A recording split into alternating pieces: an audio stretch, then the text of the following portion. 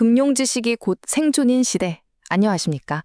오늘은 바로 이 금융 문맹에 대해 이야기해 보려고 합니다. 이게 그냥 개인의 문제를 넘어서서 우리 사회 전체를 위협하는 보이지 않는 위기거든요. 당신의 미래를 지키려면 뭘 알아야 하는지 그 핵심을 같이 파헤쳐 보겠습니다. 자, 먼저 이 문장 한번 보실까요? 아주 유명한 경제학자죠. 토마 피케티가 이런 말을 했습니다. 돈이 돈을 버는 속도가 노동으로 버는 속도보다 훨씬 빠르다. 이게 대체 무슨 뜻일까요?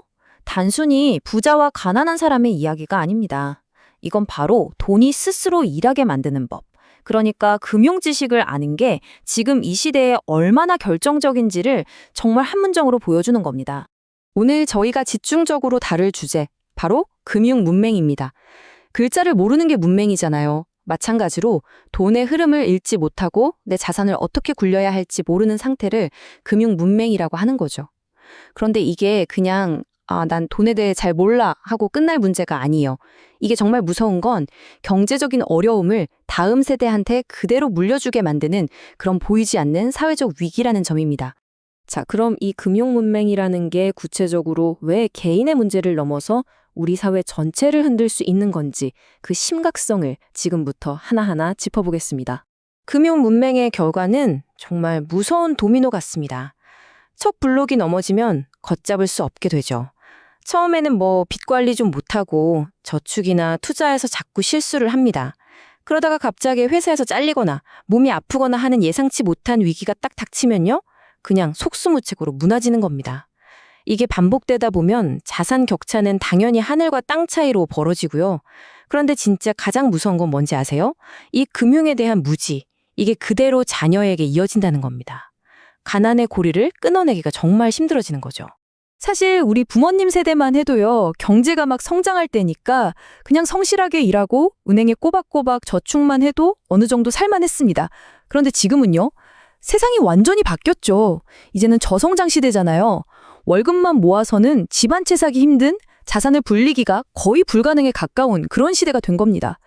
그러니까 이제 금융 지식은 알면 좋은 교양이 아니에요. 내 자산을 지키고 내 미래를 지키기 위한 필수 생존 기술, 바로 그겁니다. 저희가 이렇게 중요한 사회 문제를 계속해서 깊이 있게 파고들 수 있도록 힘을 보태주세요. 잠시 시간을 내서 구독과 좋아요를 눌러주시면 저희가 더 나은 분석을 만드는데 정말 큰 힘이 됩니다. 자, 그렇다면 지금 대한민국의 현실은 어떨까요? 우리나라 사람들의 금융 이해력 수준, 객관적인 성적표를 한번 열어보겠습니다. 한국은행과 금융감독원에서 발표한 아주 따끈따끈한 데이터입니다. 자, 2024년 대한민국 성인의 금융 이해력 점수 100점 만점에 65.7점입니다. 2년 전보다는 살짝 떨어졌지만 그래도 OECD 평균보다는 높다고 하네요. 언뜻 보면 생각보다 괜찮은데? 하실 수도 있어요. 하지만 이 숫자 뒤에 정말 중요한 이야기가 숨어 있습니다. 이 평균 점수라는 착시에서 벗어나서 그 속을 한번 들여다볼까요? 훨씬 더 심각한 현실이 보입니다. 보세요. 사회에 막 뛰어든 20대, 그리고 연소득 3천만 원 미만인 저소득층의 점수는 아주 큰 폭으로 떨어졌습니다. 그런데 반대로 고소득층은요? 점수가 오히려 올랐어요. 이게 뭘 의미할까요? 이건 그냥 지식 차이가 아닙니다. 앞으로 우리 사회의 자산 격차가 얼마나 더 심각하게 벌어질지를 미리 보여주는 아주 위험한 신호등인 셈이죠. 특히 이 숫자를 주목해야 합니다. 마이너스 3.2점, 바로 20대 청년층의 점수 하락폭입니다. 자산을 모으기 시작해야 할 인생의 가장 중요한 시기, 이른바 골든타임을 그냥 놓치고 있다는 뜻이거든요. 이건 정말 우리 사회가 심각하게 받아들여야 할 경고입니다. 아니, 왜 이렇게 점수가 떨어진 걸까요? 특히 특정 그룹에서 더 많이 떨어진 이유는 뭘까요? 보고서는 그 원인을 아주 명확하게 짚고 있습니다. 바로 인플레이션에 대한 이해 부족입니다. 물가가 오르는 게 내 돈의 실제 가치, 그러니까 구매력을 어떻게 갉아먹는지에 대한 이해도가 크게 떨어졌다는 거예요. 이건 우리가 금융 문맹에서 벗어나기 위해 가장 먼저 공부해야 할 개념이 바로 이것이라는 걸 알려주는 거죠. 자, 지금까지 문제점을 진단했으니 이제는 해결책을 찾아봐야겠죠? 지금부터는 이 복잡한 금융 세계에서 부의 지도를 바꾸는 가장 핵심적인 원리 두 가지, 바로 인플레이션과 복리에 대해 알아보겠습니다. 금융문맹 탈출의 첫걸음 지금부터 시작합니다. 첫 번째 열쇠, 바로 인플레이션입니다. 어렵게 생각할 건 없어요. 물가가 올라서 돈의 가치가 떨어지는 현상, 그게 답니다. 예를 들어 작년에는 10,000원으로 사과를 5개 살 수 있었는데 올해는 똑같은 10,000원으로 4개밖에 못 사는 거, 이게 바로 인플레이션이에요. 여기서 진짜 중요한 건 이겁니다. 여러분이 은행 예금에 넣어둔 돈, 통장 숫자는 그대로 찍혀 있겠죠?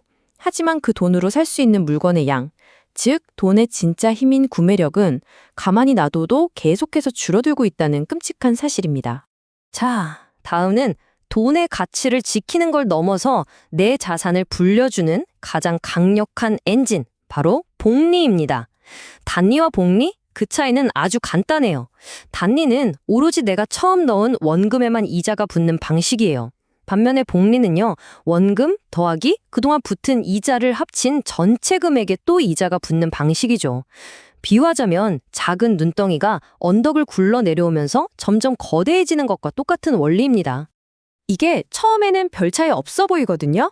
그런데 시간이란 마법이 더해지면 얼마나 엄청난 차이를 만들어내는지 한번 보시죠. 여기 100만 원이 있습니다.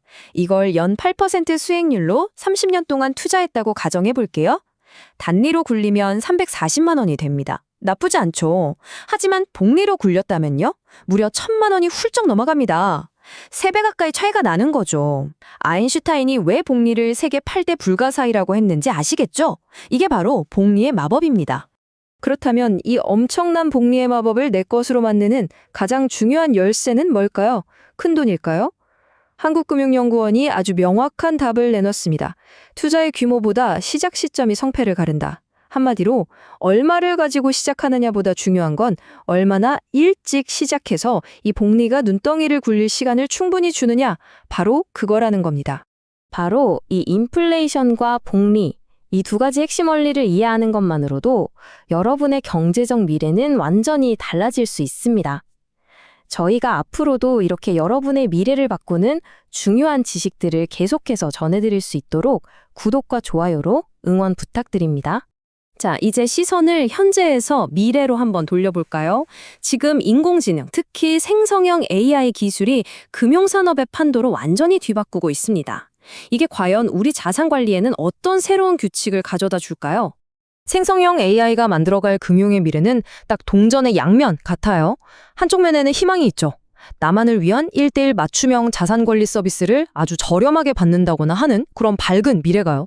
하지만 동전의 반대편에는 두려움도 분명히 존재합니다. 내 소중한 개인정보가 어디론가 채워나가거나 AI 알고리즘의 작은 실수 하나 때문에 내 자산이 큰 손실을 볼 수도 있다는 그런 어두운 그림자 말이죠.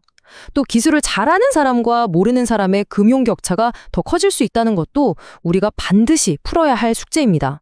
그렇다면 여기서 우리가 기억해야 할 교훈은 단 하나입니다. 기술이 모든 걸 다 알아서 해결해 주겠지 하는 막연한 기대는 정말 위험하다는 겁니다.